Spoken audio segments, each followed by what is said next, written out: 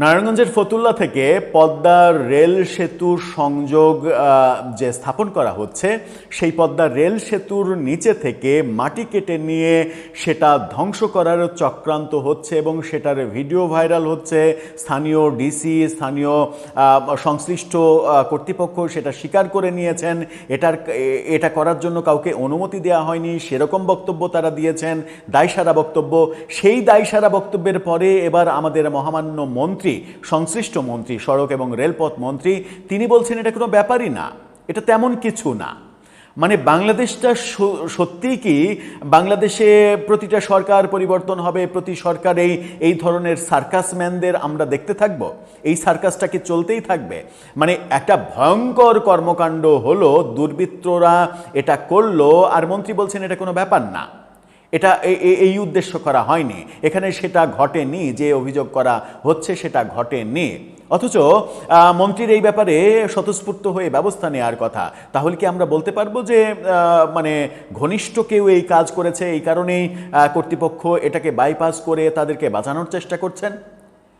চলুন একটু জেনে দেখি কি বলছেন আমাদের প্রিয় মন্ত্রী, যাকে বিএনপি সরকারের সবথেকে গুরুত্বপূর্ণ মন্ত্রণালয়গুলো দেয়া হয়েছে একসাথে। সড়ক, রেলপথ, নৌপথ, তিনটা বড় মন্ত্রণালয় যিনি একা চালাচ্ছেন এবং প্রথমবারের মতো সংসদ সদস্য হয়েছেন।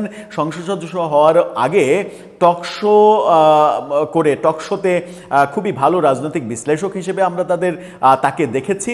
কিন্তু এখন কেন যেন মন্ত্রী হওয়ার পরে তার অনেকগুলো খাপছাড়া কথা শুনতে পাচ্ছে। কি বলতে চাইছেন তিনি, সেটাই একটু জানার চেষ্টা করব এই ভিডিওতে। থাকবেন পলিটিক্স টিভির নিয়মিত আয়োজনে।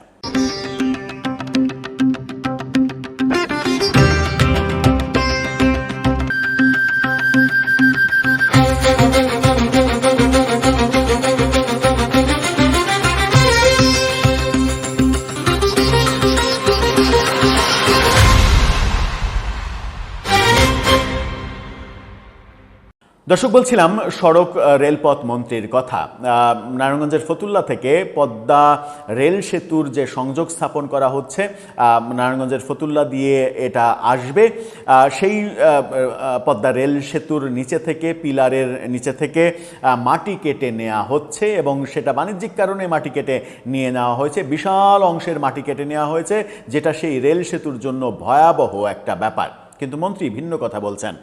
ইত্তেফাকের এই শিরোনামটা দেখে নিন। তিনি বলছেন সেই মাটি কাটা এবং সেটা ওই মানে ওই কি বলবো, যে ওটার নাম কি, ওই মানে বুলডোজার টুলডোজার সাইজের ওই ব্যাপারটা দিয়ে, মেশিনপত্র দিয়ে মাটি কাটা হচ্ছে। অথচ তিনি বলছেন যে সেই ছবিও সংযুক্ত করা হয়েছে। এই শিরোনামে দেখে নিন, পদ্মা রেল সেতুর পিলারের নিচ থেকে মাটি কেটে নেওয়া হয়েছে, বিষয়টা এরকম না। মাননীয় মন্ত্রী, বিষয়টা আসলে কি? আপনার ছবির পাশে যে ছবি সংযুক্ত আছে, যে ভিডিও ভাইরাল হয়েছে, যে ভিডিও ছড়িয়ে দেয়া হয়েছে, সেই ভিডিওটা কি এআই দিয়ে তৈরি করা?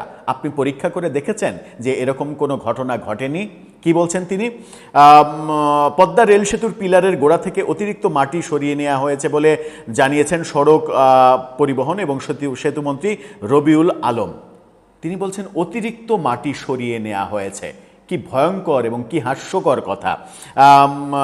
তিনি গণমাধ্যম কর্মীদের প্রশ্নের এক জবাবে আজকে সচিবালয়ে এই কথা বলেন।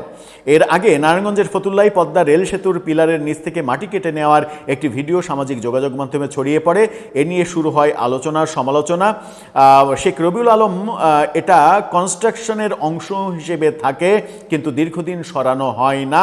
ওটা দিয়ে একটু উঁচু হওয়ায় ওখান থেকে আবার মই দিয়ে কিছু কিছু জিনিস চুরি হয়েছে, যা হওয়ার উপক্রম হয়েছে, ফলে সার্বিক বিবেচনায় ওটা সরানো হয়েছিল। অতিরিক্ত মাটি ছিল অবস্ট্যাকল তৈরি করার জন্য, কনস্ট্রাকশন কাজের সহায়ক হিসেবে। এখন আবার সিদ্ধান্ত নেওয়া হয়েছে ওখানে গাছ লাগানো হবে। তার মানে নারায়ণগঞ্জের ডিসি যেগুলো বললেন যে এটা সরানোর জন্য কাউকে অনুমতি দেওয়া হয়নি, কাউকে টেন্ডার দেওয়া হয়নি, সংশ্লিষ্ট কর্তৃপক্ষ বললেন যে এটা সরানোর কাউকে অনুমতি দেওয়া হয়নি, হঠাৎ করে মন্ত্রী সাংবাদিকদের বলছেন যে এখানে উঁচু মাটি ছিল, এজন্য ওখানে একটু খাল কাটা হচ্ছে। ব্যাপারটা কি তাই? মানে আপনার মানে যে ছবি ইত্তেফাকেই আজকে প্রকাশিত হয়েছে ওখানকার মাটি কাটার, সেই ছবি কি প্রমাণ করে যে অতিরিক্ত মাটি সরিয়ে নেওয়া হচ্ছে? আসলে কাকে বাঁচানোর জন্য এই ধরনের কথা বলতে হয় মন্ত্রীদের, সেটা একটা বড় প্রশ্ন। এই প্রশ্নের সমাধান আমাদের কাছে নেই, তবে আমরা প্রত্যাশা করি যে মন্ত্রীর বক্তব্যটাই যেন সত্য হয়, যেন পদ্মা রেল সেতুর পিলার ক্ষতিগ্রস্ত না হয়। এবং আমরা এটাও প্রত্যাশা করি যদি ঘটনা এটা না হয়, প্রকৃত সত্যকে আড়াল করার চেষ্টা করা হয়, তাহলে কোনো একদিন সেই উপলব্ধি মন্ত্রীর হবে এবং মন্ত্রী নিশ্চিত করেই বলবেন যে এই কাজ যারা করেছে তাদেরকে শাস্তির আওতায় আনা হলো, এই যে দেখেন। তা না হলে যেটা হবে, এখন সন্দেহ তৈরি হবে যে এই মাটি কেটে নিয়ে মাটির ব্যবসাটা করেছেন যারা, তারা হয় বিএনপির ঘনিষ্ঠ অথবা মন্ত্রীর ঘনিষ্ঠ। সেটা তো আমরা কেউই বিশ্বাস করতে চাই না, কিংবা সেটা হোক আমরা এটা চাই না, তাই না? দর্শক, আপনার কাছে কি প্রশ্ন জানিয়ে লিখতে পারেন আমাদের কমেন্ট বক্সে।